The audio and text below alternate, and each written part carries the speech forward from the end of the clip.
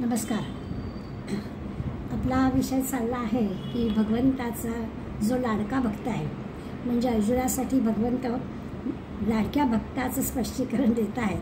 तो आपण 9व्या आणि 10व्या श्लोकामध्ये गेल्या वेळेला पाहिलं होतं की इतकं ज्या भक्तांचं चित्त भगवंताशी एकरूप झालेलं असतं, ज्यांनी अगदी आपले प्राण भगवंतानी म्हटलंच आहे 9व्या श्लोक, मग चित्तामगत प्राण, माझे प्राणसुद्धा ज्यांनी भगवंताशी ज्याचे लागलेले आहेत, ज्याचं चित्त भगवंताशी लागलेलं आहे, भगवंताच्याच लीला ते गात आहेत, भगवंताच्याच कथा तो भक्त सांगतो आहे, असा जो भगवंतमय भक्त झालेला आहे त्याचं त्याच्यावर भगवंत किती प्रेम करतो. तर लगेच पुढल्या 10व्या श्लोकामध्ये भगवंतांनी असं अर्जुनाला सांगितलं की त्याला मी बुद्धियोग देतो, म्हणजे तेषां सततयुक्तानां भजतां प्रीतिपूर्वकं ददामि बुद्धियोगंतं, असं त्याला म्हटलं की मी त्याला काय देतो, तर त्याच्या बुद्धीला बुद्धी अशी जोडली जाते की तो भगवंताशीच एकरूप झालेला असतो. आता असा जो भगवंताचा लाडका भक्त आहे, म्हणजे आपण कथांमध्ये वाचतो की जनाबाईला दळण काढायला सुद्धा भगवंत प्रत्यक्ष आला, तर नाथांच्या घरी भगवंत पाणी भरायला आला, अशा ज्या गोष्टी आपण ऐकतो निरनिराळ्या, त्याच्यामध्ये जसं त्या भक्ताला भगवंत काहीतरी रूपाने मदतीला येतोच येतो असं जे आपण पाहतो, त्या भक्ताबद्दल आत्ता भगवंत बोलत आहे. कारण अर्जुनाला असा एकरूप झालेला भक्त कोण आहे याची भगवंतांनी माहिती सांगितली. आता आजच्या 11व्या श्लोकामध्ये तो आणखीन जाऊन पुढे म्हणणार आहे की आता थोडंसं काहीतरी, म्हणजे त्या भक्ताच्या आणि भगवंताच्या मध्ये अगदी एकरूपताच आहे. भक्ताच्या मनामध्ये त्या भगवंताबद्दल आता अन्य काही नाहीच आहे, पण तरीसुद्धा जे थोडंसं द्वैत उरलेलं असेल की तो भक्त आणि मी भगवंत, किंवा तो भगवंत आणि मी भक्त, असा जो वेगळेपणा थोडासा जरी की उरला असला, त्याच्या मनामध्ये कुठेतरी अज्ञान शिल्लक राहिलेलं असलं, तर भगवंत आत्ता आपल्याला 11व्या श्लोकात असं सांगणार आहे की त्याचं अज्ञान मी दूर करून टाकतो. आता त्याच्या मनात कुठलाही थोडंही किलमिश राहणार नाही, अशा प्रकारचा विचार 11व्या श्लोकात भगवंत सांगतात. पण श्लोक वाचूया म्हणजे आपल्याला अर्थ काय. तेषामेवानुकंपार्थं महमद ज्ञानजं तमः नाशयामि आत्मभावस्तो ज्ञानदीपेन भास्वता. तेषा म्हणजे त्यांच्यावर, ते जे भक्त आहेत, इतके भगवंताशी एकरूप झालेले भक्त आहेत, त्यांच्यावरती अनुकंपार्थं भगवंत अगदी अनुग्रह करतो आहे.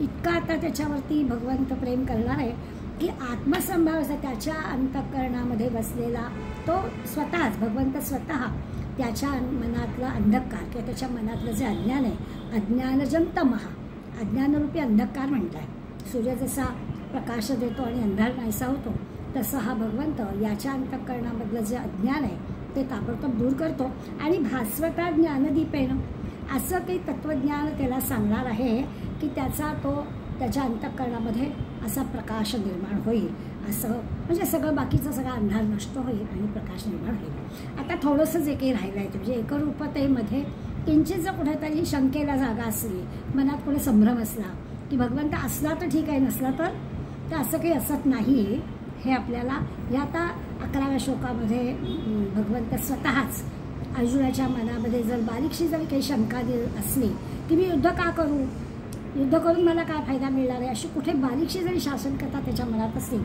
तरी ती दूर व्हावी, त्याच्या मनातलं अज्ञान मी दूर करणार आहे, अशा पद्धतीचा विचार या श्लोकामध्ये सांगतात. आपल्याला आठवत असेल की मागच्या अध्यायामध्ये भगवंतांनी आधीच अशा प्रकारचा जो अनन्य भक्त आहे, सगळ्यांना साधारणपणानं योगक्षेमं वहाम्याम हे LICचं जे बोधवाक्य आहे ते सगळ्यांना पाठ असतं, तर हे गीतेमध्ये 8व्या अध्यायातच भगवंतांनी आपल्याला सांगितलं आहे की जो असा अनन्य भक्त आहे, त्या अनन्य भक्ताचा योगक्षेम मी सगळा करतो, त्याला काही योगक्षेमासाठी काही करावं लागत नाही, त्याचं आयुष्य सगळं छान होतं, अशा प्रकारची ग्वाही, अशा प्रकारचा शब्द भगवंताने आधी दिला आहे. आता या श्लोकामध्ये पुन्हा भगवंत आणखीन क्लिअर आपल्याला सांगतो आहे की असा जो माझ्याशी अनन्य झालेला, माझं चिंतन करणारा, माझ्याशिवाय त्याला दुसरं काही विषय नाही आहे, अशा प्रकारचा जो आहे, त्याच्या मार्गामध्ये कुठल्याच प्रकारचा अडचण येणार नाही, अडथळा येणार नाही.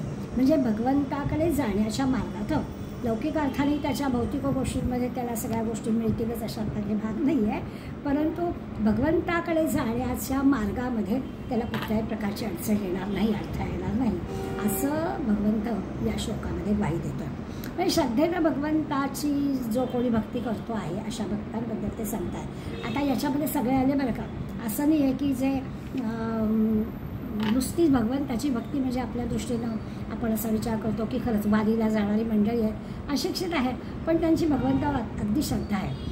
एवढ्याच प्रकारच्या मंडळींबद्दल भगवंताला आता सांगायचं नाही. जो आपलं कर्तव्य कर्म पार करतो आहे, अर्जुनाबद्दल तो म्हणतो आहे ना, त्यामुळे देशसेवा करणारे, समाजसेवा करणारे, दुसऱ्यांसाठी काहीतरी करणारे, अशा सगळ्या मंडळींबद्दलचा हा विचार आहे. भक्त या शब्दाचा केवळ भगवंताची भक्ती करणारा एवढाच त्याचा अर्थ धरण्याचं काही आवश्यकता नाही आहे. तो शब्द जरी तिथे भक्त वापरला असला तरी देवभक्ती, देशभक्ती, राष्ट्रभक्ती, समाजभक्ती अशा सगळ्याबद्दलचं त्यांच्या विषयाचं चिंतन जे करतात त्या चिंतनाने त्यांच्या कार्यामध्ये, त्यांच्या प्रगतीमध्ये अडथळा येणार नाही अशा प्रकारची खात्री भगवंत या श्लोकात देतात. कालच मला कळलं की पंढरपूरच्या देवळाच्या संस्थेच्या लोकांनी ऑनलाईन दर्शनाची व्यवस्था केली. आता होतं असं की शहरी माणसं जी येतात ती ऑनलाईन बुकिंग करून दर्शनासाठी येतात. म्हणजे त्यांची जी वेळ दिलेली असते त्या वेळेच्या आधी ते येणार आणि त्यांना मग रांगेत उभं राहायला नको, त्यांना लगेचच दर्शन मिळतं, कारण ती वेळ त्यांनी आधीच निश्चित केलेली असते. परंतु बिचारे पंढरपूरला पांडुरंगाच्या दर्शनाला येणारे सगळेच की असे ऑनलाईनचं बुकिंग करू शकणारे असतात असं नाही. आणि मग अशा वारकरी, अशिक्षित असणाऱ्या, मोठ्या संख्येने असणाऱ्या लोकांनी कसं करायचं, रांगेत दर्शनाला उभं राहायचं आणि आता आपला नंबर 15वा, 20वा, 25वा आहे असं मनोमनी म्हणावं आणि तेवढ्यात ऑनलाईनची मंडळी आणखीन 5-10 तिथे निघावेत. असं जर झालं त्यांना दर्शनाला किती काळ लागला. म्हणजे जे प्रत्यक्ष रांगेत उभे आहेत त्यांना दर्शनाला वेळ लागला का, तर त्यांनी ऑनलाईन बुकिंग केलं नाही आहे म्हणून.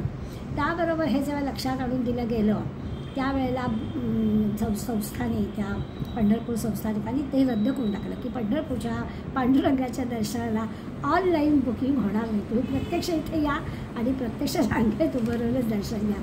माझ्या मनात असं विचार की खरंच भक्ताची इच्छा किंवा भक्तांच्या अडचणी भगवंत दूर करतो म्हणजे काय, तर खरंच हे इतके बिचारे प्रामाणिक पांडुरंगांवर प्रेम करणारे भक्त आहेत आणि असे रांगेत उभे राहत आहेत, त्यांची काळजी त्या भगवंतालाच आहे असं आपल्याला दिसतं.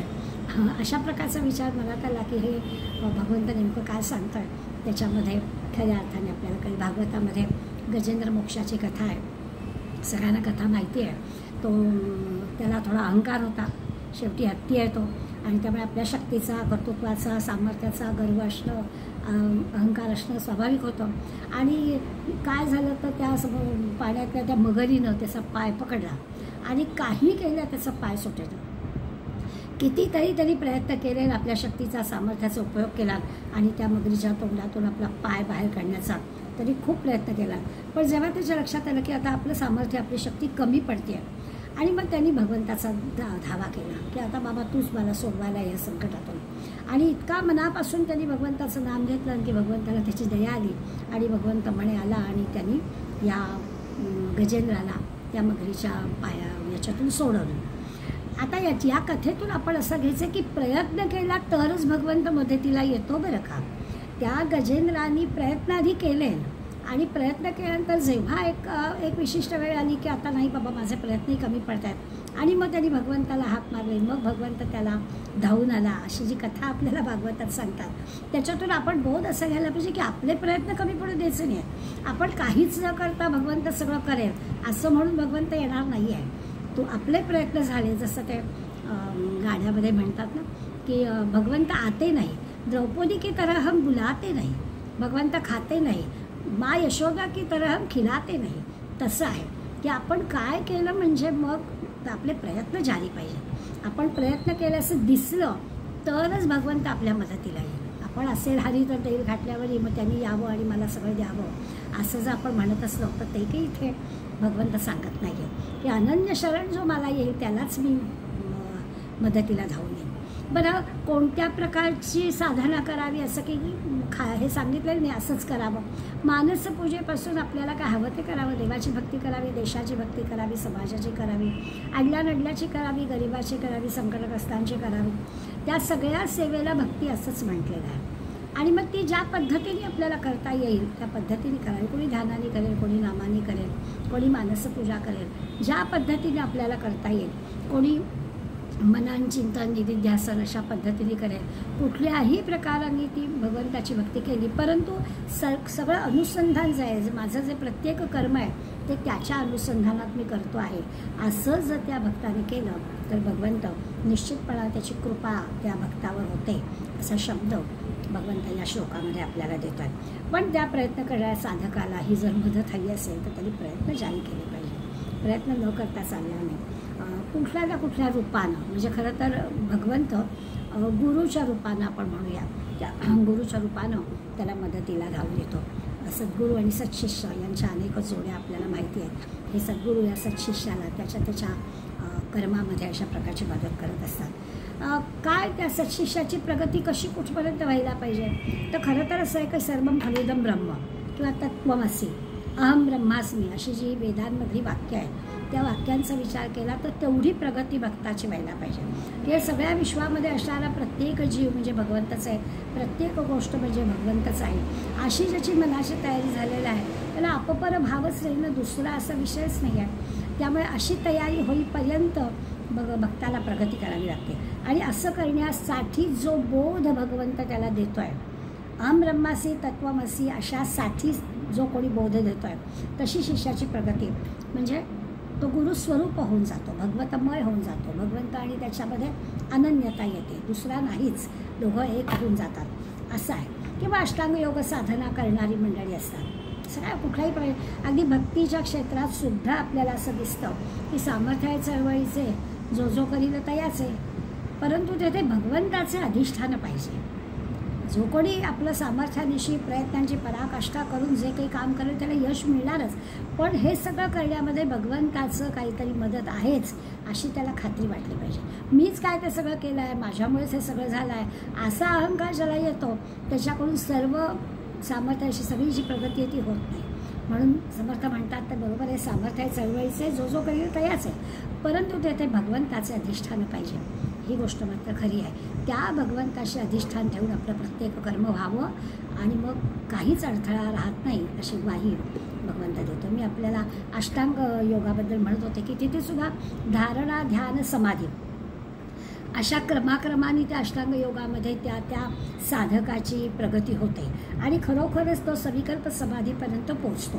आता जे थोडं अंतर राहिलेलं आहे त्या सविकल्प समाधीपासून निर्विकल्प समाधीपर्यंतचं जे अंतर राहिलेलं आहे ती जी आहे ती सद्गुरूची कृपा आहे, ती जी आहे ती भगवंताची कृपा आहे. तिथे भगवंत त्याला मदत करतो आणि तिथे त्या स्वस्वरूपाशी खऱ्या अर्थानं तो भगवंत भक्ताला घेऊन जातो असं आपल्याला दिसतं. आता हे जे माऊलीने ह्याच्यासाठी एक छान दाखला दिला आहे आपल्याला चटकन कळेल की असा साधकाच्या मदतीला येतो म्हणजे काय होतं. तर पूर्वीच्या काळीला मार्ग दाखवण्यासाठी मशाल जी असतात, पुढे जो मशाल घेऊन जाईल तो मशाल जी जसं दाखवेल त्या रस्त्याने जाता यायचं. तर माऊलींनी या श्लोकाबद्दलच्या ज्या त्यांच्या ओव्या आहेत त्याच्यात एक उदाहरण दिलं आहे की भगवंत काय करतो, तर भगवंत म्हणजे मशाल जी होतो आणि मग त्यामुळे भगवंत हातात मशाल घेऊन पुढे चालतो. स्वाभाविकच त्याचे भक्त त्या मशालीच्या उजेडामध्ये सहजपणानं मार्गक्रमण करू शकतात. आपल्याला चटकन मुद्दा कळावा यासाठी माऊलींचा दाखला आपल्याला आवडेल. भगवंतानी पण अर्जुनाचं सारथ्य करण्याचा मागचं कारण तेच आहे की भगवंत कायम त्या युद्धाच्या 18 दिवसांच्यामध्ये कायम अर्जुनाच्या बरोबर आहे आणि त्यामुळे आपल्याला कळेल की त्याच्या म्हणजे भगवंत भक्ताच्या प्रत्येक पावलागणिक त्याच्याबरोबर तो आहे. मग असं मी म्हटलं की नाथांच्या घरी भगवंत पाणी भरायला गेला किंवा जनाबाईला तो अगदी सामान्य त्याची कामं करायच्या मदतीला गेला. आत्तासुद्धा आपण पाहतो आहे की गीतेमध्ये अर्जुनाचा एवढा मोठा विषाद योग आहे, इतकं दुःख त्याला आहे, त्याच्यातून त्याला बाहेर काढण्याचं काम भगवंत करतो आहे आणि दुसरं करून थांबला नाही, त्याचं सारथ्य पण तो करतो आहे. युद्ध होऊ नये असं त्यालाही वाटत होतं, त्याच्यासाठी करायच्या सगळ्या गोष्टी त्यांनी आधी केल्या होत्या, त्यांनी युद्ध न होण्यासाठी प्रयत्न पण केला होता. पण तरी देखील आता जेव्हा अशी परिस्थिती आली की आता युद्धाला पर्याय नाही, तेव्हा अर्जुनाबरोबर सतत भगवंत राहिला आणि अर्जुनाच्या रथाचं सारथ्य त्यांनी केलं असं दिसेल. म्हणजे थोडक्यात काय तर भगवंत अशा प्रकारच्या भक्तांसाठी काहीही करायला तयार होतो असं दिसेल. आता हे सगळं जे काही भक्ताच्या आणि भगवंताचं नातं आपण पाहतोय आणि हे सगळं भगवंत सांगतोय. म्हणजे आपण आता 11व्या श्लोकापर्यंत आलो. आता त्या श्लोकामध्ये पाहिजे ज्ञानदीपेनं अशा प्रकारचं अंतःकरणातलं जे अज्ञान होतं ते दूर केलं आणि ज्ञानदीप प्रज्वलित झालं.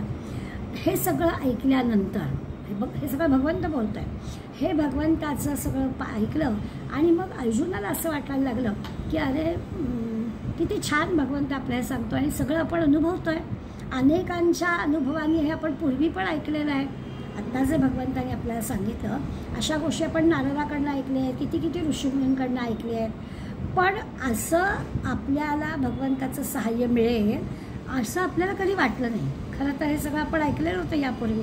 त्यामुळे एकदम अर्जुन आता असा शांत झाला आहे, धन्य झाला आहे. त्याने अगदी मनाला त्याचा अतिशय आनंद झाला आहे. माऊलींचा शब्द आता अर्जुनाचं मन निवलं आहे. मला हे निवणं क्रियापद फार आवडतं कारण त्याच्यामध्ये अगदी बरोबर कळतं. जसं लहानपणी आपण मऊभात खाताना आजी म्हणायच्या जरा निवू दे. आता निवू दे म्हणजे काय तर खाण्यासाठी लागणारा गार पण होऊ दे, पण अगदी गारगुट्ट पण होता कामा नये. तो गरम गरम पण खाल्ला गेला पाहिजे. हे जे निवणं आहे ना तसा अर्जुनाच्या मनामध्ये किंचितसा संभ्रम आहे की आता मी जे काही पाऊल टाकतो आहे युद्ध करायला भगवंत सांगतो आहे मला, तर त्या युद्धातून मला विजय प्राप्त होईल. पण खरंच मला त्या विजयाचा आनंद उपभोगता येईल का? मी करतोय ते बरोबर करतोय का? अशी एक शंका किंचित का होईना त्याच्या मनात आहे. आणि आता हा सगळा जो काही थोडासा संभ्रम आहे तो सगळ्याचा सगळा संभ्रम त्याचा दूर होणार याची खात्री पण त्याला आहे. आणि याच्यामध्ये तो आहे. त्यामुळे तो निवला आहे, शांत झाला आहे. मनापासून त्याला आनंद झाला की भगवंत आपल्या आता या सगळ्या आपल्या वाटचालीमध्ये बरोबरीनं आपल्या असणार आहे. त्यामुळे खरंच अज्ञानरूपी अंधकार अर्जुनाच्या पण मदत गेला आहे. आपण यापूर्वी पाहिला की अर्जुनाचं आणि भगवंताचं किंवा कुठेही आपण सद्गुरू आणि शिष्याच्या नात्याचा विचार केला तर या सत्शिष्याच्या मनामध्ये असणाऱ्या सगळ्या प्रकारच्या शंका हा सद्गुरू दूर करतो. कशा दूर करतो तर तद्विद्य प्रणिपातेन परिप्रश्नेन सेवया. काय काय करायचं या सत्शिष्याने आणि मग त्याचा उपदेश ते ज्ञानम ज्ञानिनस्तत्वदर्शिना. तर काय काय करायचं तर आपल्या मनातले प्रश्न विचारायचे, सेवा करायची भगवंताची व सद्गुरूंची सेवा करायची, आपल्या मनातल्या शंका विचारायच्या, अगदी सरळ मनाने विचारायचा. त्याच्यामध्ये आपला काही अभिनिवेश असण्याचं कारण नाही. आणि असं केलं की मग ते परमतत्व जाणणं किंवा खऱ्या अर्थाने अहम ब्रह्मास्मीपर्यंतचा सगळा जो काही उपदेश आहे तो सहजपणानं आपल्याला कळेल. याचाच अर्थ आपलं अज्ञान दूर होईल. अशा प्रकारची गोष्ट पूर्वी पण गीतेने आपल्याला सांगितलेली आहे. असं हे सद्गुरू आणि सत्शिष्याच्या अंतःकरणामधलं जे आता किंचित सका होईना द्वैत राहिलेलं आहे आता हे दूर होईल. तुकाराम महाराज म्हणतात आपणासारिखे करीती तत्काळ. आणि मग आपणासारिखा म्हणजे सद्गुरूसारखा हा सत्शिष्य केव्हा होईल तर तत्काळ. आता वेळच लागणार नाही. जेव्हा केव्हा अशा प्रकारच्या म्हणजे मनामधलं किलमिश दूर होईल, अज्ञान संभ्रम सगळा दूर होईल, त्यावेळेला तत्क्षणी तो सत्शिष्य सद्गुरूशी एकदम अनन्य होऊन जाईल. असं हे शिष्याच्या डोळ्यामध्ये म्हणतात तसं अंजन घातलेलं आहे आणि शिष्याचं अज्ञान दूर झालेलं आहे असं म्हणतात. सद्गुरूंच्या स्तवनामध्ये जे आपण नेहमी श्लोक म्हणतो त्याच्यात हा आहे अज्ञानतिमिरांधस्य ज्ञानांजन शलाकया चक्षुर्मीलम येन तस्मै श्री गुरवे नमः. अशा सद्गुरूंना नमस्कार करायचा की ते काय करतात की त्या सत्शिष्याच्या डोळ्यात अंजन घालतात, शिष्याचं अज्ञान दूर करतात आणि असा शिष्याचा ज्ञानचक्षु जागृत करून स्वाभाविक असलेला सर्वच्या सर्व ज्ञान प्राप्त होतं. असं सद्गुरूचं मोठेपण सांगितलेलं आहे. तसं इथे घडतं. म्हणजे खऱ्या अर्थानं ह्या सत्शिष्याला सच्चित आनंद स्वरूप काय आहे त्याचा अनुभव मिळतो. खरंच परमात्मा म्हणजे काय आहे हे त्याला समजतं. आणि मग चिदानंद स्वरूप किंवा ज्याला आपण शिवोहम शिवोहम असं म्हणतो. आता शिवोहम स्तोत्र म्हणायला सोपं आहे हो. आपण श्लोकांत शिवोहम शिवोहम म्हणू, पण याचा अर्थ जर मनात घेतला तर की खरंच अहम शिव हा मी शंकरासारखा आहे का शंकर वेगळा आणि मी वेगळा आहे, अशा प्रकारचा विचार. आता ह्याला निरनिराळे शब्द वापरला आहे. कोणी म्हणत आहे की अशा प्रकारचा विचार म्हणजे ही अखंड प्रसन्नता आहे. भगवंताची इतकी ओळख होणं आणि भगवंताची इतकी आनंदता साधणं म्हणजे खऱ्या अर्थाने ही अशी प्रसन्नता ज्याला म्हणतो किंवा जीवनमुक्ती असं ज्याला म्हणतो की आता तो राहत नाही, ह्या देहामधला तो राहत नाही, तो भगवंताशी एकरूप होऊन जातो. इथपर्यंत भगवंतानी या आपल्या विभूतीचं वैभव 11व्या श्लोकापर्यंत वर्णन करून झालं आहे. खरं तर हा अध्यायच विभूती योगाचा. पुढल्या ज्या सगळ्या विभूती आहेत त्या प्रत्येकामध्ये आपल्याला दिल्या आहेत.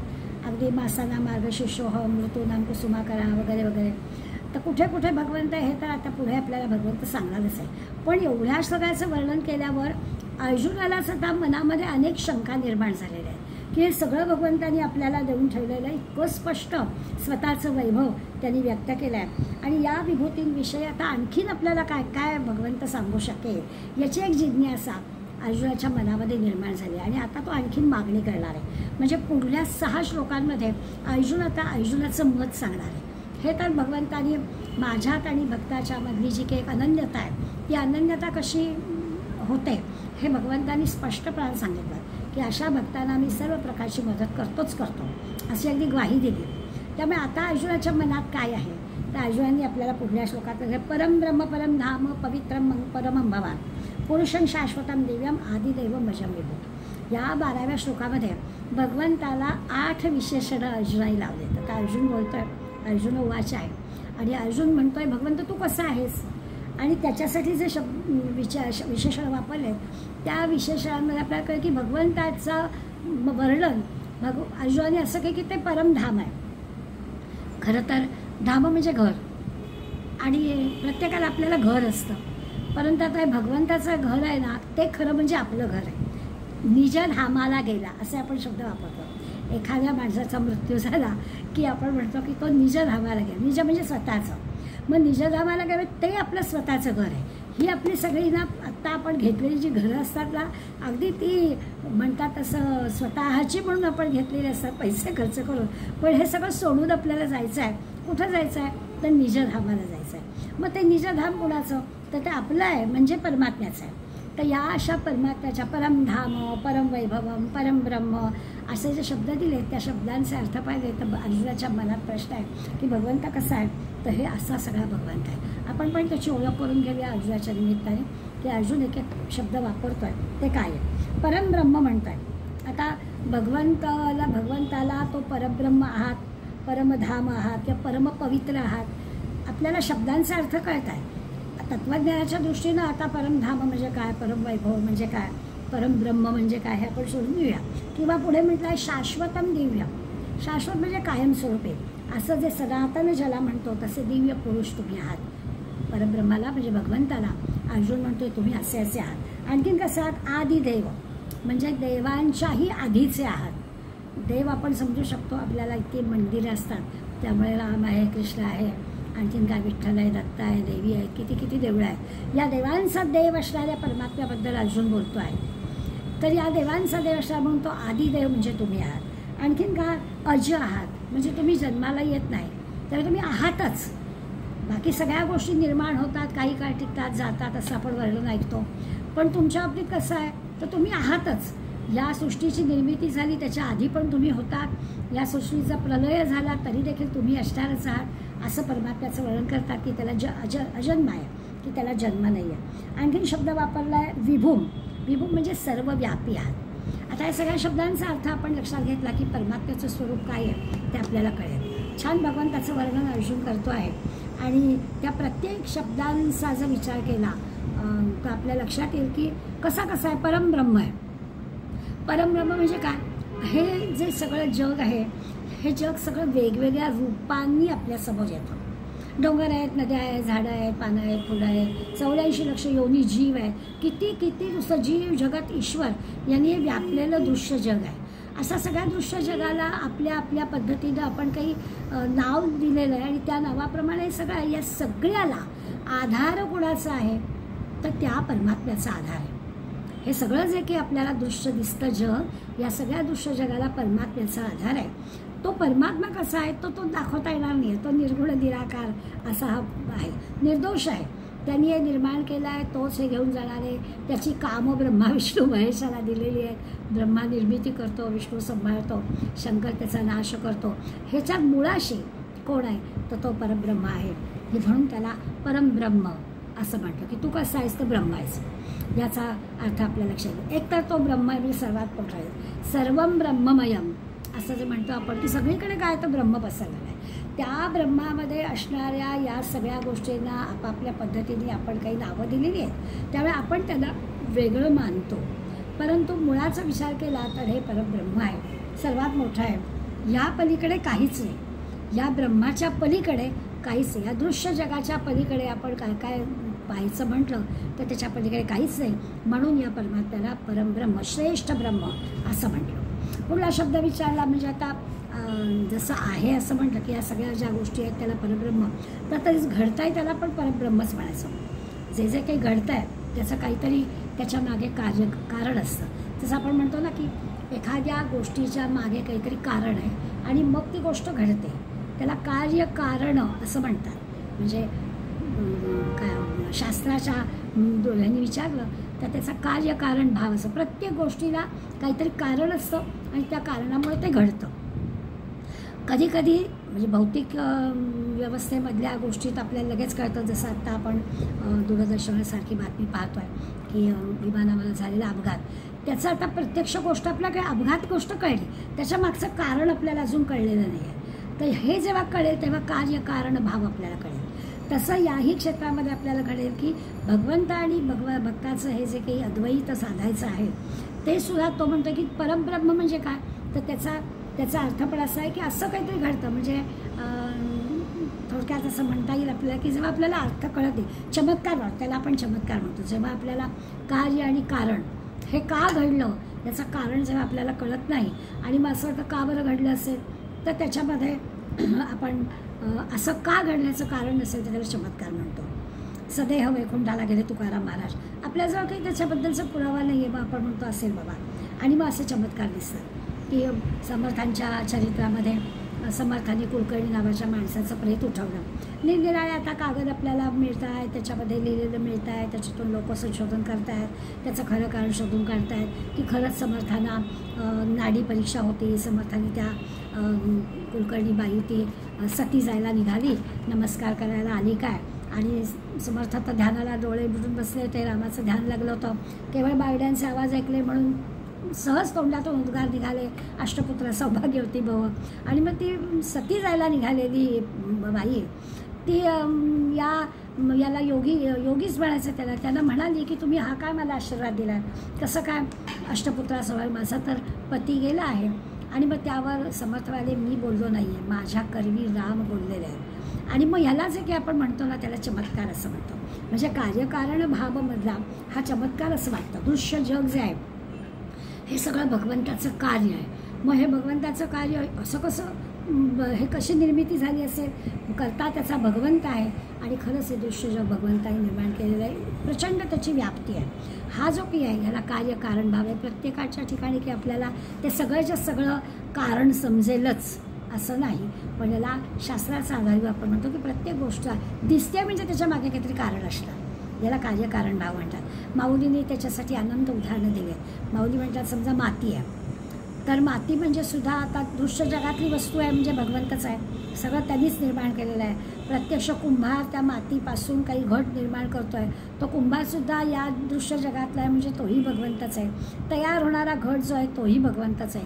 असं त्याला लावलं तर आपल्याला कळेल की सगळीकडे ब्रह्ममय असा हा भगवंत आहे. परमब्रह्म असं भगवंताला का म्हटलं तर त्याचं कारण असं आहे की कार्य पण भगवंत आणि कारण पण भगवंत. आपल्याला भौतिक जगामध्ये दोन गोष्टी वेगळ्या दिसतात, काहीतरी कार्य असतं त्याच्या मागे कारण असतं, परंतु शास्त्राच्या दृष्टीने विचार केला तर सगळीकडे जर भगवंतच आहे तर मग कार्यकारण भाव वेगळा असणारच नाही. म्हणून त्यांनी शब्द वापरला की भगवंता तू कसा आहेस तर परमब्रह्म आहेस. मग पुढे म्हटलं की परमधाम पण आहे. माऊलीने आणखीन पण आपल्याला काही उदाहरणं दिली. जसं आता कुंभाराचं उदाहरण दिलं तसं माऊलींचं एक लाडकं उदाहरण आहे, दृष्टांत आहे जो नेहमी दिला जातो की आपण समुद्राच्या पाण्यावरती येणाऱ्या लाटा आपल्याला दिसतात आणि त्याला आपण पाणी नाही म्हणत, त्याला आपण लाटा म्हणतो की आज लाटा फार उंच आहेत, आज काय पौर्णिमा आहे का, खूप उंचावर लाटा येत आहेत, असं आपण त्या लाटांचं वर्णन करतो. पण जर का आपण आणखीन विचार केला तर आपल्या लक्षात येईल की लाटा हा फक्त त्यांच्या आकारात झालेला बदल आहे ते पाणीच. त्याला समुद्र म्हणा, लाटा म्हणा, ते पाणीच आहे असं जेव्हा होतं. त्यामुळे जे काही आपल्या दृश्य जगामध्ये दिसतं आहे ते सगळं काय आहे तर ते सगळं परब्रह्म आहे, भगवंत आहे. असा हा श्रेष्ठ आहे म्हणून त्याला परब्रह्म, श्रेष्ठ ब्रह्म असं नाव दिलेलं आहे. म्हणजे सगळ्याच्या पलीकडे, कार्यकारण भावाच्या पलीकडे आहे, आपल्याला दाखवता येणार नाही अशा, त्याला काळाची पण मर्यादा नाही, होतं असं नाही म्हणता येणार किंवा होणार आहे असं पण म्हणता येणार नाही. या परब्रह्माला म्हणजे या भगवंताला काळामध्ये, स्थानामध्ये आपल्याला बांधून ठेवता येणार नाही. आता पुढे परमधाम शब्द पण येणार आहे, त्यामुळे कळेल की हा काळापेक्षा पण कालातीत, काळापेक्षा पण श्रेष्ठ आहे, काळाच्याही पलीकडला आहे. त्याला अशा मर्यादेत बांधून ठेवता येणार नाही, म्हणून त्याला परब्रह्म असं म्हटलेलं आहे. असा तो कालातीत, कालापेक्षा श्रेष्ठ आहे. दुसरा शब्द परमधाम दिला आहे. जसं परब्रह्म तसं परमधाम. धाम म्हणजे स्थान. आता मी म्हटलं तसं की आपलं खरं जे आहे ते निजधाम म्हणजे परब्रह्माकडे जाणं, हे आपलं निजधाम आहे. तिथे आपल्याला खरं म्हणजे जायचं आहे. आपण आता इथे घरं बांधून आहे, त्या घराच्या प्रेमात आपण पडलो आहे आणि त्यामुळे हे माझं घर, हे माझं घर असं आपण म्हणतो आहे. पण हे घर काही खरं म्हणजे माझं नाही. आपलं जे श्रेष्ठ स्थान आहे ते परब्रह्माचं स्थान आहे. भगवंत म्हणतो त्या स्थानाला जायचं आहे. ते भगवंताचं सगळ्यात मोठं घर, ते श्रेष्ठ घर आहे. त्याच्याबद्दल म्हणाले यम प्राप्य न निवर्तनते, ज्या ठिकाणी गेल्यावर, जे मिळाल्यावर न निवर्तनते, परत यावं लागत नाही. या सगळ्यांना घराला आहे ना, रिडेव्हलपिंग आहे, जावं लागतं. इथं काही असंच राहता येणार नाही आहे. त्यामुळे ही घरं काही आपली कायमस्वरूपी नाही. ते जे घर आहे निजधाम, त्याला निज म्हणजे स्वतःचंच म्हटलं आहे, ते भगवंताचं धाम आहे. आणि तिथून न निवर्तनते, परत यावं लागते. तद धाम परमम, ते जे धाम आहे, ते जे घर आहे, ते भगवंत म्हणतो माझं आहे. आणि परब्रह्माला अर्जुन जे त्याला परमधाम म्हणतो आहे, तर भगवंत म्हणजे काय, तर हे असं कधीही परत यावं लागणार नाही असं घर, ते भगवंताचं घर असं म्हटलं आहे. ज्याला विश्रामधाम म्हणतात, की अगदी खऱ्या खऱ्या अर्थानं विश्रांतीस्थान, काही काळजी करण्याचं कारणच नाही असं आहे भगवंताचं परमधाम. असा एक शब्द भगवंताचा वापरला. पुढला परम पवित्र असं तिसरं विशेषण भगवंताला दिलं आहे. म्हणजे पवित्र शब्द आपल्याला कळतो कुठलाही, म्हणजे सगळ्या पाण्याला तीर्थ म्हणता येत नाही, पण ते जर आपण देवाच्या पूजेसाठी आणून ठेवलं तेच पाणी, जे पाणी आपण नळात स्वयंपाकाला वापरतोय, बाकीचं आपण तेच पाणी आपण जर कलशात भरलं आणि आता ते देवाच्या पूजेसाठी म्हणतं की ते लगेच पवित्र झालं. गंगेचं पाणी पवित्र असं आपण वर्णन करतो. तसं ते म्हणलं की भगवंत हा श्रेष्ठ आहे, परम पवित्र असा आहे. नुसत्या नामस्मरणाने कोट्यावधी जन्माचं सगळं पाप नष्ट होतं, म्हणून त्याला पवित्र म्हटलं आहे. स्वयंपाक सगळा केलेला आहे, पण जो देवाचा नैवेद्य म्हणून आपण वाढलं की लगेच त्याला पवित्र पडतं. शिरा नेहमी पण आपण करतो, पण सत्यांच्या पूजेच्या वेळेचा शिरा केला आहे की त्याला प्रसाद असं स्वरूप येतं, मग त्याचंच एक वेगळेपण येतं, त्याचंच एक पावित्र येतं, त्यासाठी त्यांनी म्हटलं आहे. त्यामुळे सर्वांना पावन, सर्वांना पवित्र करणारं असं जे भगवंत आहे त्याला एकमेव किंवा अद्वितीय असं जे असं म्हटलं जातं. तसं भगवंत अर्जुन भगवंता म्हणजे तू कसा आहेस, तर असं श्रेष्ठ पवित्र आहेस. सगळेच जण आहेत, सगळ्यांवर अर्जुनाचं खरं म्हटलं तर प्रेम आहे. कृपाचार्य, द्रोणाचार्य, भीष्माचार्य सगळे भाऊ, कोणावर नाही, पण तरी भगवंत म्हटला की भगवंतावर परम पवित्र. तुझ्याबद्दल मात्र तू कसा आहेस तर अद्वितीय आहेस, तू कसा आहेस तर एकमेव आहेस. त्याच्यामध्ये कुठल्याही प्रकारची भेसळ नाही असा त्याचा अर्थ. परम पवित्र म्हणजे त्याच्यात भेसळ नाही, मुळाशी द्वैताचा तर लवलेश नाही असं ते शुद्ध ज्याला म्हटलं नेक, असं शुद्ध तत्व ते परम पवित्र तत्व आहे. म्हणजे परमधाम पाहिलं, परमब्रह्म पाहिलं आणि परम पवित्र म्हटलं. आता या तीन गोष्टींमध्ये आपल्या लक्षात येईल की एक काळाच्या पलीकडे, ज्याला आपण ब्रह्म म्हटलं ते काळाच्या पलीकडे, एकाला आपण परमधाम म्हणजे स्थानाच्या पलीकडे, हे जे दृश्य जग दिसतं आहे आपल्याला त्याच्याही पलीकडे ते आहे म्हणून त्याला परमधाम म्हटलं. आणि वस्तूंच्याही पलीकडे म्हणून त्याला परमपवित्र म्हटलं. पहिल्या तिन्ही विशेषणामध्ये भगवंताची जी काही वेगळेपण आहे ते आपल्याला सहज कळेल. देश, काल, वस्तू या सगळ्याच्या अतीत असं त्याचं स्वरूप आहे, म्हणून त्याला शुद्ध परमात्मा जो काय येतो त्या ठिकाणी आपल्याला दिसेल. म्हणजे कशामध्ये आता त्याचा भेद नाही, हा एकमेव आहे. सगळ्या वस्तूंचा, सगळ्या दृश्य जगाचा आधार जो आहे तो आधार म्हणजे परमात्मा आहे, म्हणून त्याला दुसऱ्या कुठल्या गोष्टींशी त्याची तुलनाच होऊ शकत नाही. चौथं विशेषण वापरलं शाश्वत, कायमस्वरूपी, शाश्वत पुरुष असं त्या भगवंताला म्हटलं आहे की परब्रह्म कसं आहे तर शाश्वत आहे. आपण कोणाला सद्गुरूचं स्थान दिलं, आपले शिक्षक असतात, आईवडील असतात, या सगळ्यांना त्यांच्या काहीतरी लिमिटेशन्स आहेत. भगवंताला शाश्वत, तो कायमचा आहेच आहे, अशा पद्धतीने त्याचा विचार करायचा. तत्त्वज्ञाच्या दृष्टीने विचार केला तर हा जो आपला देह आहे हा 9 द्वारांचा देह आहे. 9 द्वारं आहेत आपल्या देहाला आणि या सगळ्या 9 द्वारांच्या घरात हा परमात्मा राहतो आहे. आपल्या देहामध्ये परमात्म्याचं निवास आहे. देह मंदिरं आणि त्यात भगवंत भरलेला आहे. त्यामुळे हा देह जे आहे तो मंदिरासारखा मानला. त्यातला जो देव आहे त्या देवाला आपल्याला ओळखायचा आहे आणि या 9 द्वारांमधून त्याला सुखरूप असा तो आहे, पवित्र असं त्याला ठेवायचं आहे. म्हणून शाश्वत या शब्दाचा अर्थ आपल्या लक्षात घ्यायला की कायमस्वरूपी या सगळ्या 9 द्वारांच्या आतमध्ये बाहेरून आत येण्यासाठी जे काही हे 9 दरवाजे आपल्याला दाखवले आहेत ते आपल्याला सातत्याने शुद्ध ठेवावे लागते. कारण आत परब्रह्म परमात्मा आहे. आतल्या परब्रह्म परमात्म्याला शुद्ध ठेवण्यासाठी ही जी 9 द्वारं आहेत, 2 डोळे आहेत, 2 कान आहेत, 2 नाकात नागपुड्या आहेत, 1 मुख आहे आणि पायू आणि उपस्थ असे 2 आहेत. या सगळ्या 9 द्वारांच्या द्वारे आपल्याला मंदिर स्वच्छ ठेवायचं आहे आणि ते नुसतं मंदिर नाही तर आतला परमात्मा सांभाळण्यासाठी म्हणजे जीवात्म्याला सांभाळण्यासाठी हा जो आहे तो आतला कोण आहे तर त्याला शाश्वत पुरुष परमात्माच, त्याला शाश्वत पुरुष असं म्हणता येईल. वेगवेगळ्या पद्धतीनं आपल्याला याचा विचार करता येईल. ब्रह्मा विष्णू महेशांचं जे अधिदैवत बघा मी म्हटलं की या सगळ्यांना कामगिरी दिली आहे. ब्रह्मा विष्णू महेशांना कामगिरी दिली, पण यांचा कोण? दासबोधामध्ये आपल्याला प्रश्न विचारला आहे की ब्रह्माने सगळी निर्मिती केली आहे, ब्रह्माला कोणी निर्माण केलं? विष्णूंनी सगळ्यांना सांभाळलं, विष्णूला कोण सांभाळतं? आता ह्या अशा प्रश्नांच्या उत्तराला कोण तर त्याला उत्तर एकच, परमात्मा. हा परमात्म्याने या ब्रह्मा विष्णू महेशाला निर्माण केलेला आहे. त्यामुळे ते एका अर्थाने अधिदैवत असं ज्याला म्हणतात तो अधि म्हणून हा शाश्वत पुरुष म्हणजे परमात्मा आहे असं वर्णन केलं. आणखीन एक पुरुष शब्दासाठी 25वा पुरुष असं त्याला म्हटलं आहे. म्हणजे काय तर आपण बघा संध्येच्या वेळेला 24 नावं घेतो, केशवांना, नारायणमा, माधवांना, आणि 24 नावं झाला की त्यांना पुरून शिवाय शिल्लक आहे असा जो 25वा तो परमात्मा. कारण ह्या 24 आपण नावं दिलेत, केशव कोण, नारायण कोण, काय काय 24 नावं देऊन झाली. या 24च्याही पलीकडे असतात किंवा या 24चा जो मूळ तो जो आहे तो परमात्मा आहे. अशा पद्धतीने विचार केला तर परमात्म्याचं जे मूळ स्वरूप आहे त्या स्वरूपाचा अर्जुन या निमित्तानं या श्लोकात विचार करतो आहे. 5वं विशेषण देतो आहे दिव्यम. दिव्यम म्हणजे काय तर भगवंताचं जे प्रत्येक कर्म आहे ते दिव्यच आहे. भगवंत जे करतो आहे दिव्य म्हणजे एका अर्थाने आपण विचार करू की आपण सगळ्या पृथ्वीला जणू काही पांघरून घातला आहे तर आकाश असं त्याला दिव्य म्हणू शकतो आपण. म्हणजे आपल्याला समजूत येण्यासाठी म्हणून आहे. तर भगवान कसं आहे तर आकाश म्हणजे भगवान नाही आहे पण भगवान आकाशासारखा आहे, सगळीकडे तो आहेच आहे. आता या आकाशाला एकदम त्या आकाशामध्ये भगवंत प्रगट होऊ शकतो. आम्हाला जन्म कुठे घ्यायचा, कोणाच्या घरात घ्यायचा वगैरे वगैरे आपल्याला काही स्वातंत्र्य नाही आहे. भगवंताने आपल्याला कुठे जन्माला घालायचं ते आपल्या आधीच्या कर्मामध्ये असणाऱ्या ज्या काही बऱ्या वेळ गोष्टी आपण केलेल्या आहेत त्याच्यावर होईल.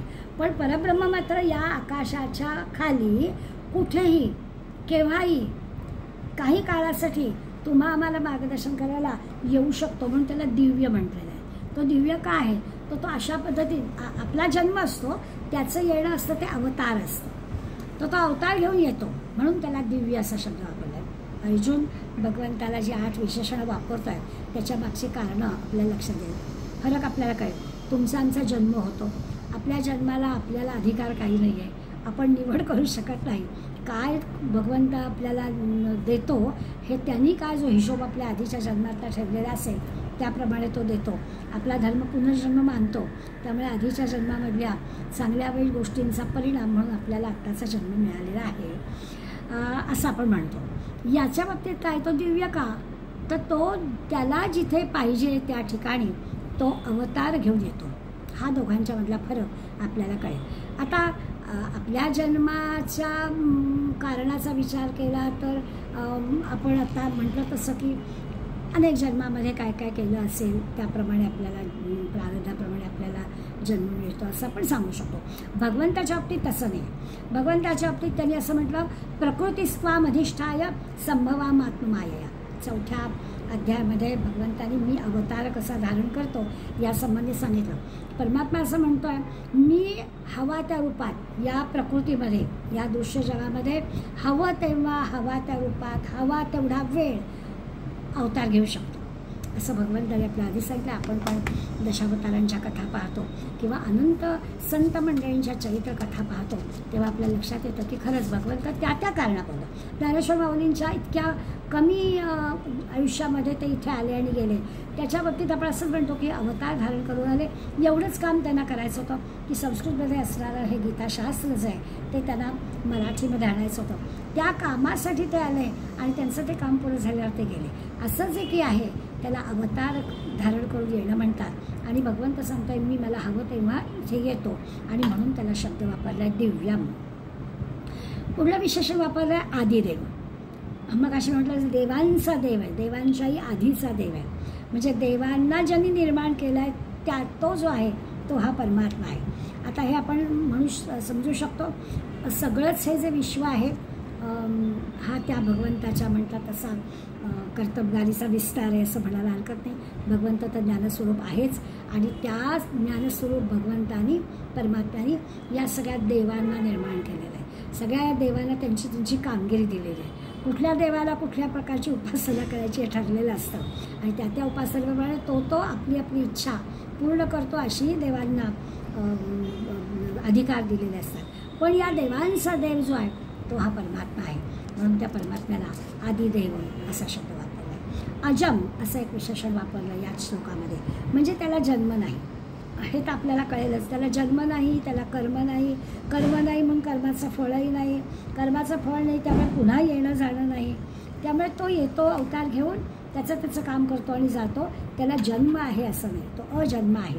विशिष्ट कार्यासाठी येऊन जाणं आणि याच्यासाठी त्याला आणखीन एक शब्द वापरतात तो नित्यसिद्ध असतो. त्या कामासाठी यायला तो तयार असतो पण त्याला त्याचा जन्म नाही म्हणायचं. त्याला तो अभिव्यक्त होण्यासाठी येतो तेवढ्या कामापर्यंत. तसा निर्विकल्प आहे, निरपेक्ष आहे. काही त्याच्या अपेक्षेनं त्याच्या कामाचं काही फळ मिळावं या उद्देशानं तो इथे येत नाही. म्हणून आपण नेहमी म्हणतो की माऊलींना त्रास देणाऱ्या गोष्टींचा सुद्धा किंचितही उल्लेख एवढ्या मोठ्या सगळ्या ग्रंथांमधून केला सुद्धा नाही, जराही केला नाही. उलट दुष्ट माणसांचा दुष्टपणा जाऊ दे असं म्हटलं, त्या दुष्ट माणसाला मारून टाका असं पण म्हटलं नाही.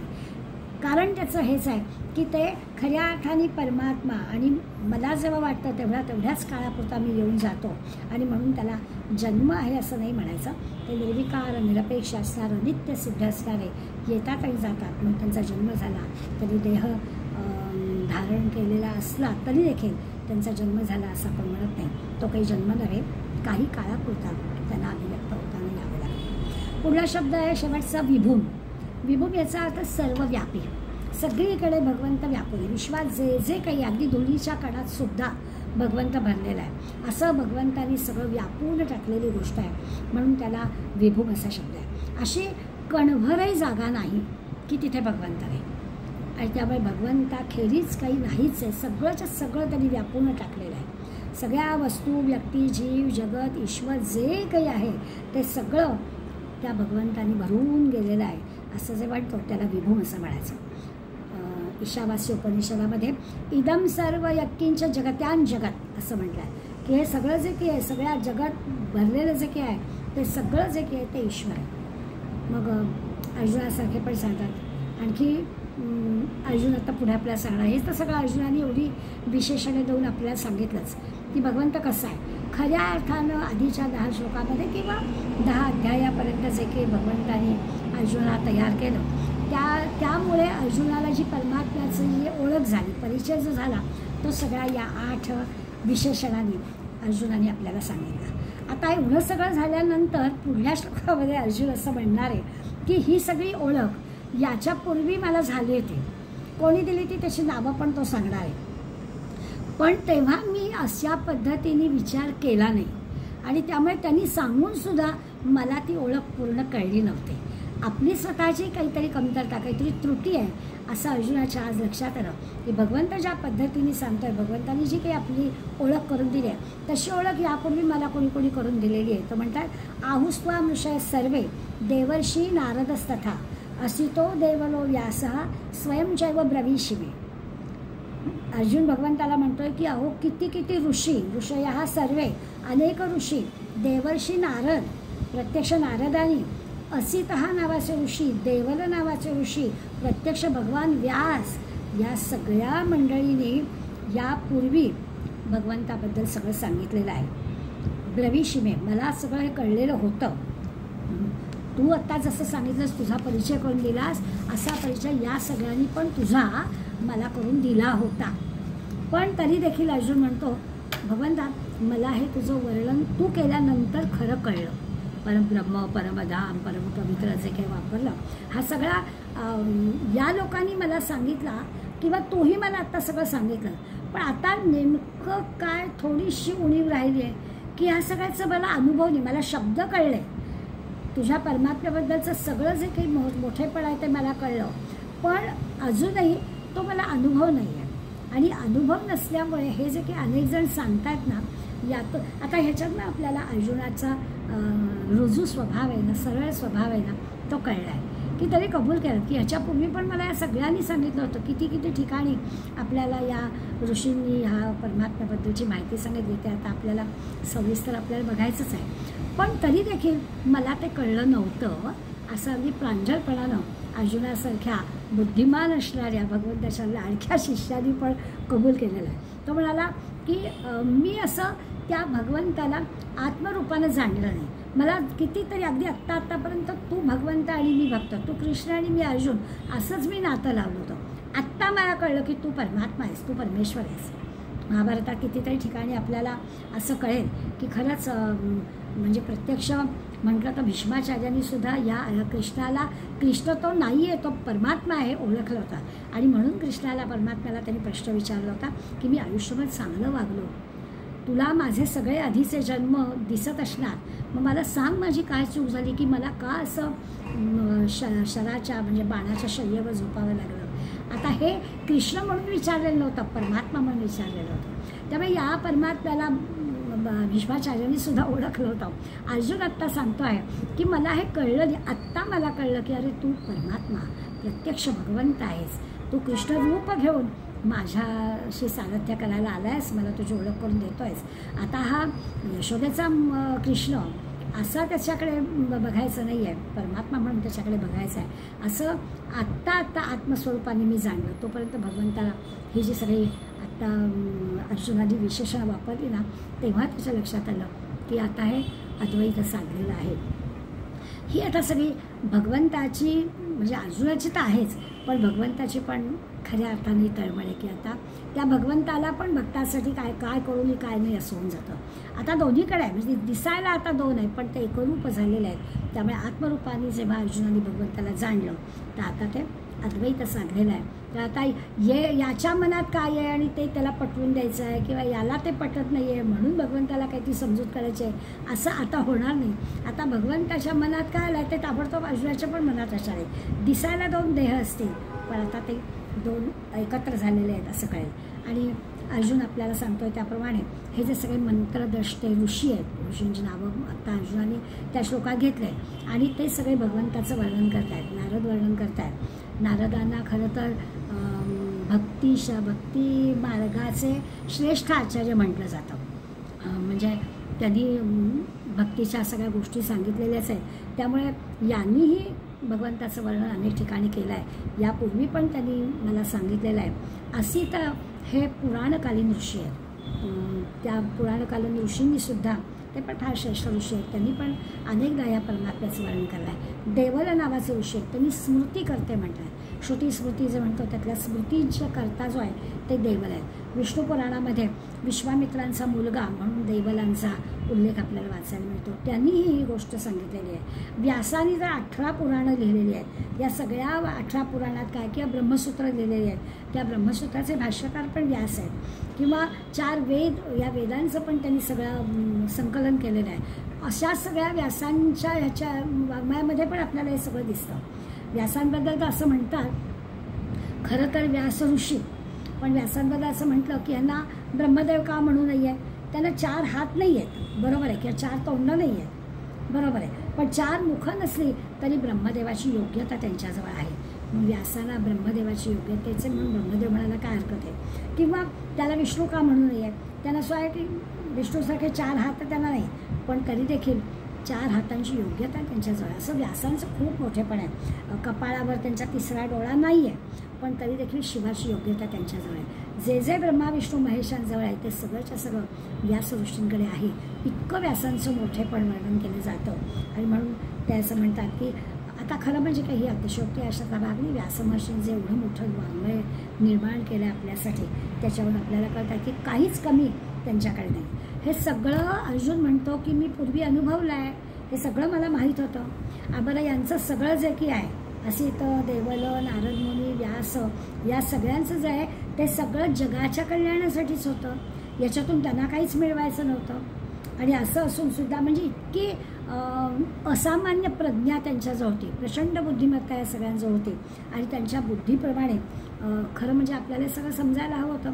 त्यांनी हे सगळं आम्हाला समजून दिलं होतं. भगवंताविषयी सगळ्या गोष्टी सांगितलेल्या होत्या, परंतु आम्ही त्या लक्षात घेतल्या नाही. इतकं परब्रह्म सगळ्यात श्रेष्ठ आहे, परमात्मा सर्वश्रेष्ठ आहे, हे आम्ही लक्षातच घेतलं नाही.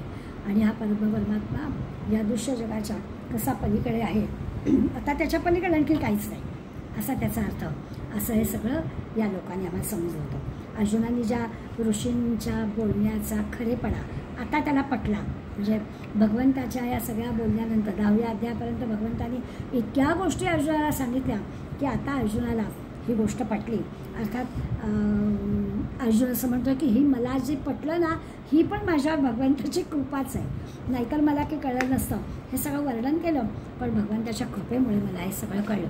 प्रांजळपणानं अर्जुन आपल्याला हे कबूल करतो आहे. एका अर्थानं भगवंताचं हे जे इतकं दिव्य स्वरूप आहे, ते दिव्य स्वरूप ऋषींनी जे वर्णन केलं, आणि अर्जुन बुद्धिमान आहे, त्यामुळे स्वाभाविकच अर्जुन देवाला असं म्हणतो आहे की देवा, मला आज खऱ्या अर्थानं तुझं दर्शन झालं, मला हे सगळं कळलं, तुझ्या कृपेमुळे मला हे सगळं कळलं, मला प्रत्ययाला पण आलं. आता आपण विचार केला तर आपण काही अर्जुनासारखे नाही. अर्जुन बुद्धिमान आहे, अर्जुनाला हे सगळं कळलं आहे. अर्जुनाला जे जे भगवंताने सांगितलं आहे ते आपणही वाचलं आहे, ते आपणही ऐकलं आहे, पण अर्जुनासारखी बुद्धिमत्ता आपल्याजवळ नाही. आपल्याला तेवढ्यापुरतं कळलं आहे असं जरी वाटलं तरी आपल्याला काही ते कायमस्वरूपी की अर्जुनासारखं कळलं असं म्हणता येत नाही. ऋषीमुनी किती जरी सांगितलं असलं, ऋषीमुनी जे सांगतायत ना, ते त्यांचं कर्तव्य आहे. आणि त्यामुळे ते कर्तव्य ऐकणाऱ्यांनी ते त्याच्या कुवतीप्रमाणे ग्रहण करावं, पण ते सांगत राहतात. त्यामुळे ऋषीमुनी सांगितलं आहे, त्यालाही सांगितलं होतं. अर्जुनाची आता तयारी झाली म्हणून त्याला ते सगळं कळलं. सांगणाऱ्याने किती सांगितलं तरी घेणाऱ्याची तेवढी क्षमता असली पाहिजे ना, तर त्याला ते कळणार. अर्जुनाची क्षमता खूप होती, त्यामुळे भगवंताने सांगितलं, या ऋषीमुनी सांगितलं, अर्जुनाला कळलं. ग्रंथ वाचून किंवा नुसत्या आध्यात्मिक गोष्टी ऐकून श्रवण करून आपल्याला की ह्या भगवंताच्या स्वरूपाचं ज्ञान होणार नाही आहे, भगवंताचं खऱ्या अर्थानं दर्शन होणार नाही आहे. शब्दज्ञान आपल्याला होईल, शब्दांचा अर्थ आपल्याला कळेल, निर्णय ग्रंथ वाचले तर आपल्याला ते कळेल, परंतु प्रचिती वेळा बोलणे व्यर्थ वाया. प्रचिती येणार नाही, अनुभव घेणार नाही, तोपर्यंत याला काही अर्थ नाही. पण भगवंताने आपल्याला थोडासा दिलासा दिला. भगवंत भगवद्गीतेत असं म्हणतो की श्रद्धावान लभते ज्ञान. तुम्ही जर या सगळ्यावर श्रद्धा ठेवली तर याचं ज्ञान तुम्हाला होईल. आपण जी काही विशेषण भगवंताची ऐकली, या सगळ्या ऋषींच्या गोष्टी ऐकल्या, तर या सगळ्यावरून आपल्याला मिळेल की नाही. अर्जुनाला जसं भगवंत तो म्हणतोय की भगवंत आता मला कळलं, असं आपण म्हणू शकणार आहोत का? तर ज्याला हा बुद्धियोग प्राप्त होणार आहे, भगवंताचा मी देतो, बुद्धियोग देतो, तो बुद्धियोग प्राप्त होण्यासाठी आपल्याला काय करायला पाहिजे, तर एका ओळीमध्ये भगवंताचं श्रद्धावान लभते ज्ञान. श्रद्धा जर ठेवली आपण तर आपल्याला ते ज्ञान प्राप्त होईल. आणि एकदा का ते ज्ञान प्राप्त झालं की अर्जुनाला जसा परब्रह्म परमात्मा कळला आहे तसं आपल्याला कळेल. आता या वाक्यावरून आपल्या लक्षात येईल की जे आहे आत्मज्ञान आपण म्हणतो आहे ना, तो एका अर्थाने या भगवंताचा प्रसाद अर्जुनाला प्राप्त झाला आहे. आता अर्जुनाला आत्मज्ञानाची प्राप्ती झाली आहे. खऱ्या अर्थानं आता तो जे की कर्म करणार आहे ते निष्काम कर्म असणार आहे. भले तो युद्ध करणार आहे, पण त्या युद्धात स्वार्थ नाही आहे, कुठलीही कामना त्याची राहिली म्हणून नाही आहे, केवळ कर्तव्य भावनेनं तो एक सत्कर्म या उद्देशाने ते युद्ध कर्म करणार आहे. म्हणून भगवंत आता खरे म्हणजे संतोष आहे की आता आपल्याला जे नेमकं अर्जुनाकडून अपेक्षित होतं ते अर्जुनाला कळलं आहे. अर्जुन ज्या म्हणतो आहे की आता मला प्रसाद मिळावा, म्हणजे तू जे सांगतोस ते मला कळावं, ही कृपा तुझी माझ्यावर असू दे असं म्हणतो आहे. एकदा तुझी कृपा मला प्रत्ययाला आली, मला अनुभवाला आली की मग मला कळेल. नारद मुनींचा उल्लेख अर्जुनाने केला आहे. नारद मुनी हे गाणारे, एक तारी हातात आहे आणि तिन्ही लोकी कुठेही जायला त्यांना कुठेच प्रत्यवाय नाही, ते केव्हाही कुठेही जाऊ शकतात. त्यामुळे आपल्याला फक्त माहिती आहे की भक्तीचा प्रचार करणारे हे नारद मुनी आहेत आणि त्यांच्या त्या संगीत कलेचा आनंद, ते कीर्तनकारांचे पण ते गुरु आहेत. त्यामुळे स्वाभाविकच त्यांच्या संगीत कलेचा आनंद आपण घ्यावा किंवा आपण घेतो आहोत, अशा प्रकारचं त्या नारद मुनींकडे बघण्याचा दृष्टिकोन होता. हरिनामाचं चिंतन करणं आणि लोकांना करायला लावणं, अशा प्रकारचा त्यांचा स्वभाव विशेष. असं नारद मुनींचं खरं म्हणजे का. आता आपल्याला भगवंतांनी त्यांचा स्पष्ट उल्लेख केला की भगवंत जे सांगतात तेच नारद मुनींनी आम्हाला सांगितलं. पण होतं असं की नामसंकीर्तन काय किंवा संगीताच्या छंदामधून ते हा प्रचार प्रसार करतायत. गायनाचं सुद्धा एक शास्त्र आहे ना, त्यामुळे गायनाच्या शास्त्रामध्ये ते एकदम तज्ज्ञ आहेत, तरबेज आहेत. त्या गायनाच्या मार्फत ते हरिभक्तीचा प्रचार प्रसार करतायत. अत्यंत गोड आवाजामध्ये ते संगीताचा साथ घेऊन आपल्याला हे सगळं सांगतात. एकूण त्या संगीताच्या क्षेत्रामधलं सगळ्या प्रकारचं ऐश्वर आणि सगळ्या प्रकारचं सामर्थ्य त्यांच्या त्या शब्दांमध्ये आहे. माऊली आपल्याला दृष्टांत देतात. काय होतं म्हणे, ते सगळं द्यायला बसलेत बरोबर आहे. माऊली असं म्हणतात की समजा सगळे गावामध्ये सगळे आंधळेच आहेत, आंधळ्यांचंच गाव आहे. गावात सगळीच्या सगळी आंधळी माणसं आहेत. आता त्या आंधळ्या माणसांच्या गावामध्ये सकाळ झाली, सूर्य उगवला तर कदाचित त्या कोवळ्या उन्हाचा अनुभव त्यांना येईल, त्याच्यात त्यांना सुख आनंद मिळेल, नाही अशातला भाग नाही. पण त्या प्रकाशाचा त्या आंधळ्यांना काही उपयोगच नाही, कारण आंधळेच ते. सूर्य आपल्याला उष्णता आणि प्रकाश दोन्ही देतो आहे. त्या उष्णतेचा थोडा अनुभव, सकाळच्या वेळेतला सुखाचा अनुभव ते घेतील, परंतु प्रकाशाचा अनुभव त्यांना घेताच येणार नाही. तसं थोडंसं झालं की या भक्ती संप्रदायामध्ये नारदांनी भजनाच्या मार्फत प्रचार प्रसार करून श्रद्धावान लभते ज्ञानम हे आम्हाला सगळ्यांना शिकवलं. भजनाचं महत्त्व पण आपल्याला कळलं. पण आपलं काय झालं, त्या तालाला सुरालाच महत्त्व दिलं गेलं. त्या शब्दातून नारदांना काय सांगायचं आहे त्या शब्दातल्या अर्थाकडे, त्यांच्या सांगण्याकडे फारसं लक्षच दिलं जात नाही. आपल्याकडे आजही असं होतं, किती छान छान अभंगातून किती महत्त्वाचा विषय आपल्या पुढे आलेला असतो, तर तो त्या शब्दांच्या अर्थांपर्यंत पोचणं हे आपण करतच नाही. त्या संगीतावरती वरचं जे आहे त्या वर्षातच आपण अडकतो. प्राधान्यानं संगीताला महत्त्व दिलं जातं, तालाला महत्त्व दिलं जातं, सुराला महत्त्व जातं. कालच आम्ही कबीराचा अभंग भजनात शिकवत होतो, तर लक्षात असं आलं की तो अभंग सगळ्यांना माहिती आहे, त्याचा परिचय आहे, अनेकदा तो ऐकलेला आहे. त्याच्या अर्थात शिरायला लागलं की असं लक्षात येईल नेमका याचं काय असेल अर्थ. विविध मंडळींनी विविध पद्धतीने तो अर्थ लावलेला आहे. तसं आहे की नारदांचं आम्हाला का आत्तापर्यंत अर्जुन म्हणतो पटलं नाही, कारण आम्ही त्यांच्या भजनामध्ये, त्यांच्या संगीतामध्ये, तालसुरांमध्ये त्याचा आनंद आम्ही घेत राहिलो. परमेश्वराचं जे स्वस्वरूप ते व्यक्त करून सांगत होते ते मात्र आम्ही लक्षात घेतच नव्हतं. अर्जुनानं अगदी कबूल केलं आपलं नेमकं काय चुकलं.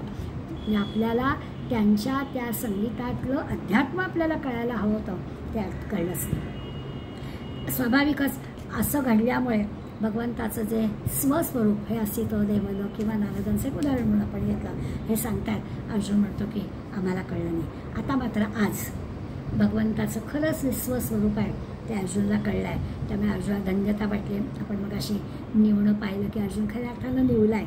शाश्वत सत्य दिव्य असं जे परमात्म स्वरूप आहे ते अर्जुनाला पक्क कळलेलं आहे. आणि आता कुठल्याही प्रकारच्या विषय सुखामध्ये या दृश्य जगातल्या कुठल्याही ह्याच्यात अडकायचा प्रश्नच नाही.